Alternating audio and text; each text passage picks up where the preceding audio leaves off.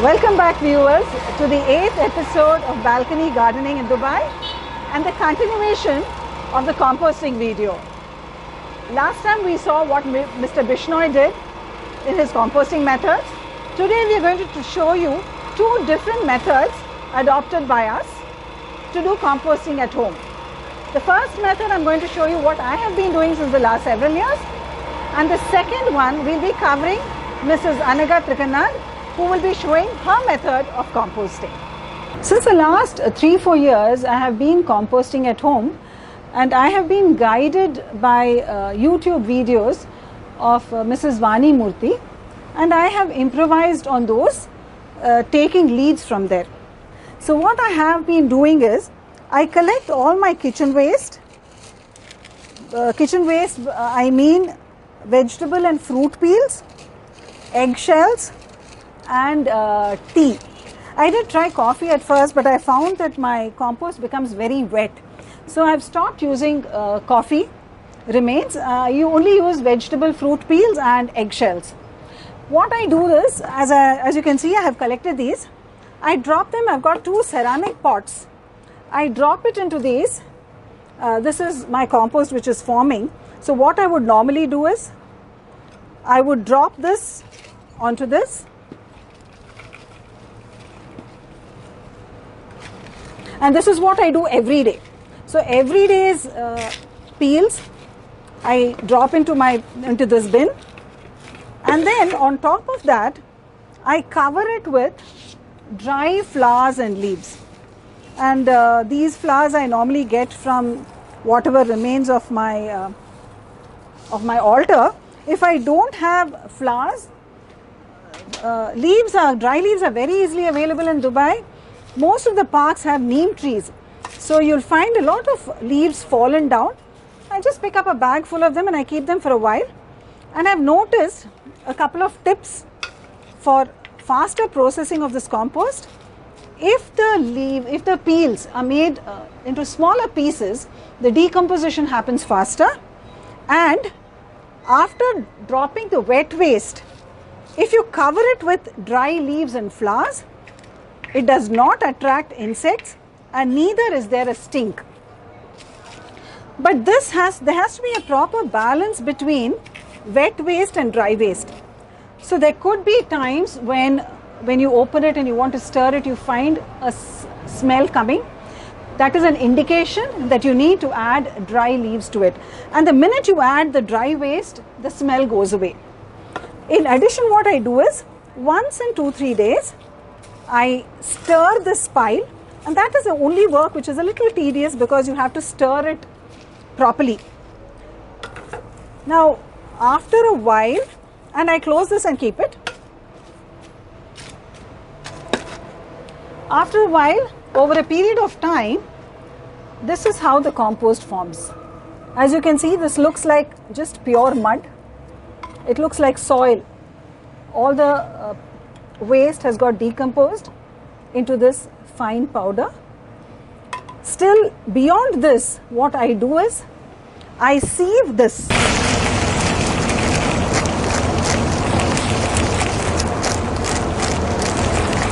I sieve this. I could do a better job, but just to show you. And this is now just like soil. This is what I add to my plants directly. And the smell, there is no offensive smell at all. This just smells like wet soil. So this is the method I have been using since the last 3-4 years. And I have found that at least for my jasmine, say for example, the very next crop of flowers, the size of the flowers is noticeably larger when I add compost. If I were to talk about the pros and cons of my method, pros, as I said, it's very easy to use, to process. All vegetable waste gets reprocessed, reused, and the effort is minimum. Does not attract insects, does not generate smell if processed properly. And as I said, if there is an indication of any smell, all you need to do is add some more dry waste and the smell goes away instantly. When I say instantly, over a couple of hours. The cons, though I have noticed a substantial improvement in the growth of jasmine, I am not sure how much nutrient this has and whether I can enhance the nutrients anymore. So that is one I'm not very sure of. Also, I feel that if my ceramic pots did have holes on the sides, the decomposing process may happen faster. So my process takes about 2 to 2.5 months for the compost to form. But overall, this is a very easy, effective method of composting. Now, whether my compost has adequate nutrition, since I had a doubt, what I have started doing is, after learning Mr. Bishnoi's method of composting, I have brought some of the bran from him, which contains the lactobacillus bacteria, and I've started adding this to my compost pile in the hope that the nutrition and the process of decomposing will happen faster. So that's again the next experiment I'm trying, and I'm hoping that this is going to enhance my method and add greater nutrition to my plants. We are now standing in the balcony of Anaga. She's an avid gardener and she's been following composting, which her mother used to follow. Even though the balcony is very small, she's managing to grow plants and also do composting to the extent possible. Since when have you been doing this? I've been doing it since 3-4 years now. Oh, good. And do you see a noticeable change in the plant growth? Yes, it is very good. It is helping your plants? Yes, it is helping my plants. Okay. So you're reusing all your kitchen waste? Yes. And dry waste? Amazing, Anaga. So and the garden waste. And the garden waste. Okay. So do tell us, just show us very briefly how exactly you're going through the process of composting. Sure. Now this is one of the pots, okay, where I have removed the soil. So you can see it's a pit. Okay? You've created a pit. I've created a pit. Now normally what I do is I use the yogurt containers, 2 kg yogurt. You can use the bigger ones also. The first one I place, like I fill it up to the top and I keep pressing it so that there's no air in it. Okay. Yeah, and till the brim I fill it and then I close it. When you're saying you fill it till the brim, what all are you putting into it?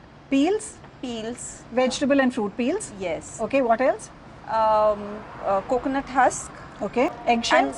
Yes, I use eggshells as well, but I don't put bones and non-veg stuff. Okay. But I do put eggshells. I crush them and I put them. Okay. Yeah. And what about tea and coffee? Yes, I put tea and coffee as well. Okay. All that goes into those containers? Containers, yeah. Okay. Once it's filled, then I put that at the bottom. Then I start using the next container. I fill the second container, and so like that I have 3 containers. Once the top one gets filled, I empty the bottom 2 containers into the pit. Okay. And then I cover it up. You're going to show us that now? Yes. Okay. Like this is sort of anaerobic and this becomes aerobic. Okay. And it is covered up by soil. Okay. Anaga, does this attract flies or insects? Not much. Like before, I have tried a lot of different ways. It used to attract a lot of insects. There used to be a lot of insects, and then I totally stopped it.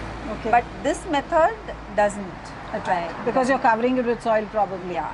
Okay. So I'm removing the top container. I'm not going to empty that in this. Okay. Now the one thing is that when you open the containers, because it's been lying for 3-4 weeks, it has rotted inside and it will stink.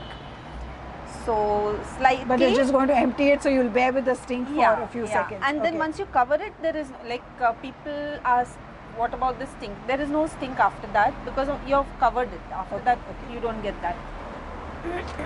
Only while emptying it. Okay. You asked about eggshells and here they are. Okay. Okay, I also use the flowers, dried flowers, which we use for God and all, puja. So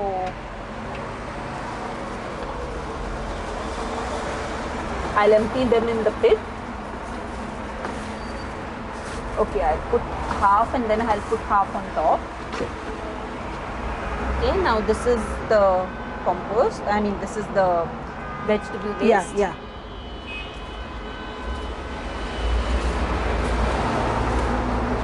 See, you can see pineapple,